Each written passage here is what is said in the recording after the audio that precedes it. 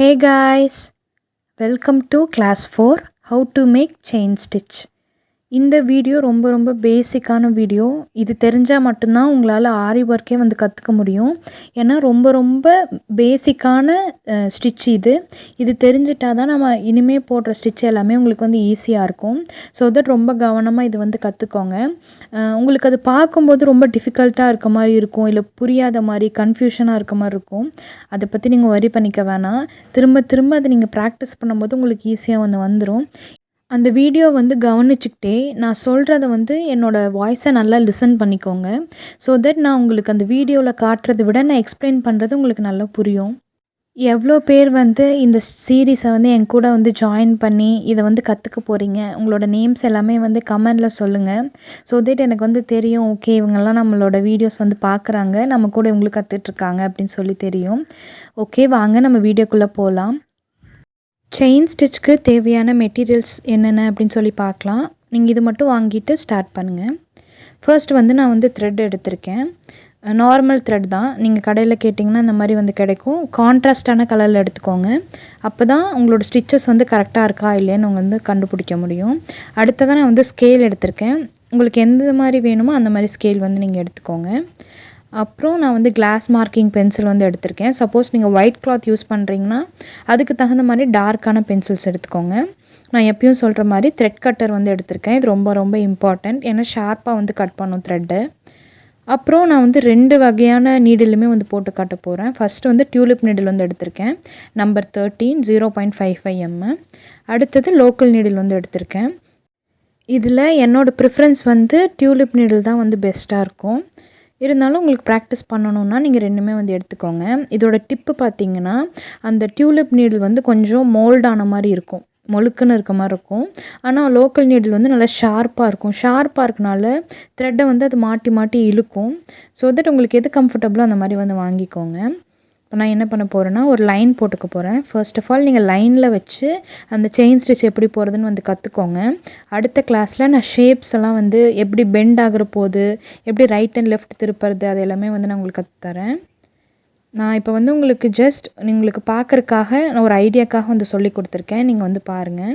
நான் அந்த white line மேலேயே வந்து ஸ்டிச்சஸ் போகிறனால உங்களுக்கு அந்த ஸ்டிச் தெளிவாக தெரியாது. ஒன்றும் பிரச்சனை இல்லை. நீங்கள் என்னோடய ஹேண்ட் மூமெண்ட் மட்டும் பாருங்கள். நான் எப்படி இன்சர்ட் பண்ணுறேன், நான் எப்படி வெளியே எடுக்கிறேன் அப்படிங்கிற அந்த ஹேண்ட் மூமெண்ட் மட்டும் பாருங்கள். இந்த ஆரி ஒர்க்கை பொறுத்த வரைக்கும் நீங்கள் 2 ஹேண்டுமே யூஸ் பண்ணணும். நான் கீழே வந்து எப்படி ஹேண்ட் வந்து வச்சு எப்படி பண்ணுறதுன்னு சொல்லி நான் கொஞ்ச நேரத்தில் சொல்லித்தரேன். இப்போதைக்கு நான் மேலே ஹேண்டை வந்து எப்படி வச்சுருக்கேன் அப்படிங்கிற பொசிஷன் மட்டும் பார்த்துக்கோங்க. நான் உங்களுக்கு ஒரு ஃபார்முலா வச்சு சொல்லித்தரேன். ஃபார்முலானால் ரொம்ப கஷ்டம் கிடையாது, ரொம்ப ஈஸி தான். நீங்கள் ஈஸியாக வந்து கற்றுக்கலாம். நீங்கள் பாருங்கள், என் கையை வந்து நான் எப்படி பெண்ட் பண்ணுறேன்னு சொல்லிட்டு. உள்ளே வந்து குத்தணும், கீழே இருக்க நூலை வந்து எடுக்கணும். ஓகேவா? இது 2 ஸ்டெப்பு தான். நம்ம நீடில் உள்ளே விட்டு அப்படியே மேலே எடுக்க முடியாது, வராது. நீங்கள் அந்த பிளாக் கலர் கிளாத் இருக்குல்ல, அந்த கிளாத்தோட நூலும் சிக்கிட்டு வந்து வரும். ஸோ அதுலேயும் சிக்காத மாதிரி நம்ம அழகாக வந்து வெளியே எடுக்கணும். அதுதான் இந்த ஸ்டெப்ஸு. உங்களுக்கு இதை நீங்கள் வந்து கற்றுக்கிட்டீங்க அப்படின்னா உங்களுக்கு வேறு எந்த ஸ்டிச்சுமே வந்து டிஃபிகல்ட் அப்படின்னு சொல்ல முடியாது. ஏன்னா எல்லாமே இந்த ரிலேட்டடாக தான் வந்து வரும். அதனால் இதை நீங்கள் தெளிவாக கற்றுக்கோங்க. ஓகே, நான் இன்னொரு லைன் போட்டு இதை நான் வந்து எப்படி செய்கிறது அப்படின்னு சொல்லி நான் வந்து மெதுவாக வந்து சொல்லித்தரேன், கவனிச்சுக்கோங்க. இது வந்து எப்படி ஹேண்டை வந்து கீழே வைக்கிறது அப்படிங்கிற ஸ்டெப் தான் இது.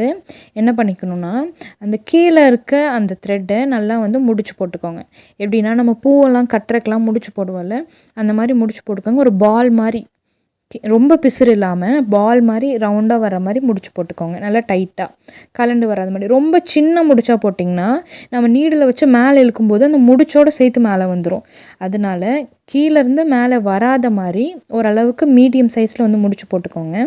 போட்டுட்டு நம்ம பூ கட்டுறதுக்கு எப்படி வந்து பிடிப்போமோ அதே மாதிரி தம் ஃபிங்கருக்கும் மிடில் ஃபிங்கருக்கும் நடுவில் வச்சு இறுக்கமாக பிடிச்சிக்கோங்க. நான் காட்டுறேன் பார்த்தீங்களா, இந்த மாதிரி இன்னொரு விரலில் விட்டு எடுத்துகிட்டு வந்து இந்த 2 ஃபிங்கர்ஸ்லேயும் வந்து டைட்டாக வந்து பிடிச்சிக்கோங்க. இந்த மாதிரி கீழே பிடிச்சிட்டு தான் நீங்கள் என்ன பண்ண போகிறீங்கன்னா வந்து ஸ்டிச்சஸ் வந்து போட ஸ்டார்ட் பண்ண போகிறீங்க. ஓகே, இப்போ நான் வந்து மேலே எப்படின்னு வந்து சொல்லித்தரேன். நம்ம கீழே அந்த மாதிரி வச்சுருந்தோம் பார்த்தீங்களா, அந்த மாதிரி கீழே வச்சுட்டு நீடிலில் வந்து ஒரு கொக்கி மாதிரி இருக்கும். அந்த எண்டில் என்ன பண்ண போகிறோன்னா, நீடில் வந்து உள்ளே குத்தி கீழே வச்சுருக்க அந்த நூலில் வந்து விட்டு அந்த நூலோடு சேர்த்து மேலே இழுக்க போகிறோம். இதுதான் ஃபஸ்ட்டு ஸ்டெப். நல்லா ஞாபகம் வச்சுக்கோங்க. அந்த நீடில் வந்து கீழே குத்துறோம். கீழே வச்சுருக்கிற அந்த பூ கட்டுற மாதிரி பிடிச்சோம் இல்லையா கையில், அதில் இருக்க நூலை வந்து இந்த நீடிலுக்குள்ளே வந்து விட்டுக்கிறோம். அதாவது இந்த நீடில் கொண்டு போய் அந்த நூலை எடுக்கணும். எடுத்துட்டு அதை மேலே கொண்டுட்டு வரணும். மேலே கொண்டுட்டு வரதான் வந்து ஃபஸ்ட்டு ஸ்டெப். அதுக்கப்புறம் நீங்கள் அந்த பூ கட்டுற மாதிரி பிடிக்கணும்னு அவசியம் இல்லை. அதுக்கப்புறம் நீங்கள் மேலே எடுத்துட்டு அந்த நூலை அப்படியே இழுத்து இன்னொரு ஸ்டிச் போடணும். இன்னொரு ஸ்டிச் போட்டுட்டு கீழே எப்படி கொண்டுட்டு வரணும்னா சுற்றணும். அதாவது அந்த நீடில் நீங்கள் ஒரு ரவுண்ட் போட்டிங்க அப்படின்னா நீடில் வந்து எடுத்துக்கும். இப்போ நான் காட்டுற மாதிரி இப்படி சுற்றணும். அவ்வளோதான். ரொம்ப சிம்பிளாக இருக்கும்.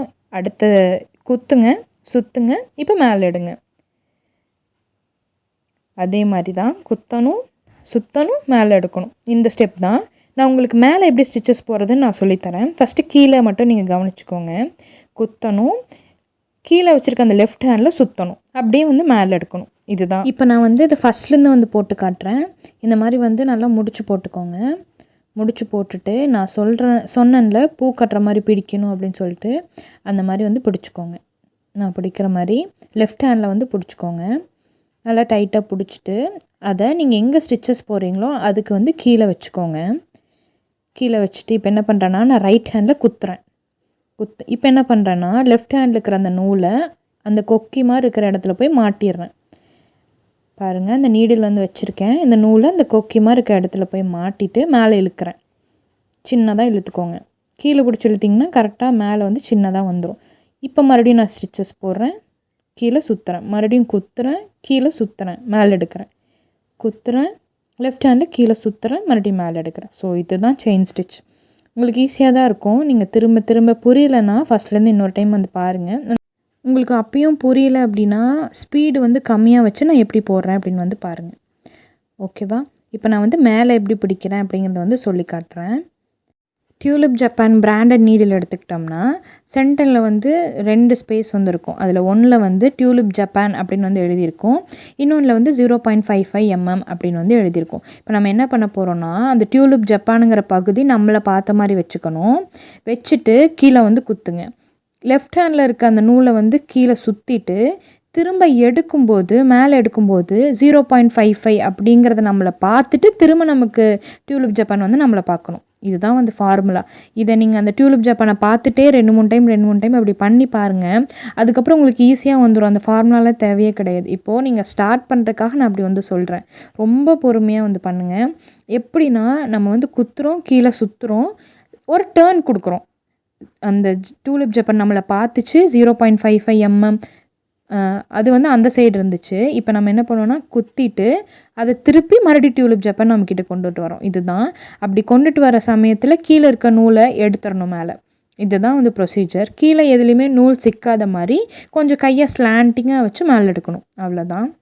இப்போ இதே ஸ்டிச்சை நான் வந்து லோக்கல் நீடில் வந்து போட்டு காட்டுறேன். இந்த லோக்கல் நீடிலோட டீமெரிட் என்ன அப்படின்னா இது வந்து ரொம்ப ஷார்ப்பாக இருக்குன்னு சொன்னேன்னா, இன்னொன்று நம்ம டியூலிப் ஜப்பானை கம்பேர் பண்ணும்போது டியூலிப் ஜப்பான் வந்து கொஞ்சம் ஆழமாக இருக்கும். அந்த கொக்கி இருக்குல்ல, அது கொஞ்சம் ஆழமாக இருக்கும். அதனால் சீக்கிரமாக நூல் வந்து எடுத்துகிட்டு வராது. பட் இது பார்த்திங்கன்னா இதோட கொக்கி வந்து ரொம்ப சின்னதாக தான் இருக்கும். ரொம்ப ஆழம் இருக்காது. அதனால் நான் ஸ்டிச்சஸ் போட போட அது என்னன்னா எடுத்துகிட்டு வந்துடும். ஈஸியாக வந்து அது எடுத்துகிட்டு வந்துடும். நீங்கள் இதுலேயும் பாருங்கள், நான் நிறைய டைம் வந்து எடுத்துகிட்டு வந்துடும் தனியாக. ஸோ அந்த மாதிரி பிரச்சனைலாம் நீங்கள் பார்க்கக்கூடாது. அப்படின்னா நீங்கள் ப்ராக்டிஸ் பண்ணும்போது பிகினர் லெவலில் இருக்கனால நீங்கள் ப்ராக்டிஸ் பண்ணும்போது டியூலிப் ஜப்பான் வச்சு ப்ராக்டிஸ் பண்ணிக்கோங்க. அது ரொம்ப நல்லாவே இருக்கும். இப்போ பாருங்கள், நான் குத்துறேன், கீழே சுற்றுறேன், மேலே வந்து எடுக்கிறேன், கையை வந்து பெண்ட் பண்ணிக்கிறேன். அவ்வளோதான். இதுக்கு அந்த மாதிரி தேவையே கிடையாது. அதாவது லோக்கல் நீடிலுக்கு வந்து உங்களுக்கு அந்த ஃபார்முலாலாம் எதுவுமே கிடையாது. ஃபுல்லாக ரவுண்டாக தானே இருக்கும். அதனால் நீங்கள் இழுக்கணும். இப்போ நான் பாருங்கள், இப்போது மாட்டிட்டு இழுக்கிறேன், கீழே குத்துறேன், சுற்றுறேன், அப்படியே வந்து மேலே எடுக்கிறேன், லைட்டாக பெண்ட் பண்ணி எடுக்கிறேன் மேலே. அவ்வளோதான். கீழே வந்து குத்துறேன், சுற்றுறேன், மறுபடியும் ரொட்டேட் பண்ணி மேலே எடுக்கிறேன். அவ்வளோதான். இதை நீங்கள் ப்ராக்டிஸ் பண்ணுங்கள். திரும்ப திரும்ப திரும்ப இதை செஞ்சு பாருங்கள். ஃபஸ்ட்டு உங்களுக்கு கஷ்டமாக தான் இருக்கும். கை வந்து ரிஸ்ட்டுக்கிட்டலாம் வந்து வலிக்கும். பட் ஆனால் போக போக வந்து சரியாயிரும். நல்லா கவனிச்சுக்கோங்க. இந்த ஃபார்முலா வந்து ஞாபகம் வச்சுக்கோங்க. குத்தணும், கீழே வந்து சுற்றணும், மேலே எடுக்கணும். அவ்வளோதான். மேலே வந்து ஸ்ட்ரைட்டாக எடுக்காமல் கொஞ்சம் பெண்ட் பண்ணி எடுக்கணும். அப்போ தான் வந்து கிளாத்தில் இருக்க நூல் வந்து வராது. அப்போ லைட்டாக பெண்ட் பண்ணி எடுக்கணும். எந்த சைட்னா ரைட் சைடு வந்து பெண்ட் பண்ணி எடுக்கணும். அவ்வளோதான். இதுதான் ஸ்டெப்ஸு. ஸோ இதை நீங்கள் கற்றுக்கிட்டீங்க அப்படின்னா உங்களுக்கு ரொம்ப ஈஸியாக இருக்கும். இதில் வந்து எப்படி நார்மல் த்ரெட்டை வச்சு நான் பண்ணுறதுன்னு சொல்லி காட்டியிருக்கேன். இனிமேல் வர கிளாஸில் டிஃப்ரெண்ட் டைப்ஸ் ஆஃப் த்ரெட் இருக்குல்ல, சில்க் த்ரெட் இருக்குது. ஸோ சில்க் த்ரெட்டுக்கு வந்து நம்ம டிஃப்ரெண்ட் டைப்ஸ் வந்து யூஸ் பண்ணுவோம், அந்த டிஃப்ரெண்ட் மெத்தட் யூஸ் பண்ணுவோம். இந்த ஒரு த்ரெட் வச்சு பண்ண மாட்டோம். அது எப்படி பண்ணுறதுன்னு நான் அடுத்த கிளாஸில் சொல்கிறேன். இப்போது செகண்ட் கிளாஸில் இந்த கிளாஸ் முடிஞ்சதுக்கப்புறம் அடுத்தது வந்து இந்த செயின் ஸ்டிச் வச்சு எப்படி ஷேப்ஸ் எல்லாமே வந்து போடலாம். ஏன்னா ஷேப்ஸ்லாம் வந்து உங்களுக்கு பெண்டு நிறையா இருக்கும். இப்போ ஸ்கொயர்லேயே 4 சைடு வந்து மொனை இருக்கும் இல்லையா, அந்த இடத்துல இப்படி பெண்ட் பண்ணுறது. ஸோ இதெல்லாம் வந்து நான் கற்றுத்தரேன். இப்போதைக்கு உங்களோட ஹோம்ஒர்க் என்ன அப்படின்னா, இந்த செயின் ஸ்டிச்சை வந்து நீங்கள் நல்லா ப்ராக்டிஸ் பண்ணிக்கோங்க. ப்ராக்டிஸ் பண்ணிவிட்டு உங்களுக்கு வந்து என்கிட்ட இது நம்ம கரெக்டாக போட்டிருக்கோமா அப்படின்னு தெரியப்படுத்தணும் அப்படின்னு நீங்கள் வந்து நினச்சிங்க அப்படின்னா, ஜிவாரா த எலகன்ஸ் என்னோடய இன்ஸ்டா பேஜ் தான். நீங்கள் அதில் போய் எனக்கு வந்து ஷேர் பண்ணுங்கள். ஃபுல்லாக நீங்கள் ஸ்டிச்சஸ் போட்டதுக்கப்புறம் நீங்கள் மேலே எடுப்பீங்க தெரியுமா, அந்த நூலை நல்லா மேலே இழுத்துட்டு அதை வந்து 2ஆக கட் பண்ணி நீங்கள் வந்து முடிச்சு போட்டுக்கோங்க. என் நாட் போடுறது எப்படின்னு நான் இன்னொரு வீடியோவில் சொல்கிறேன். பாய்.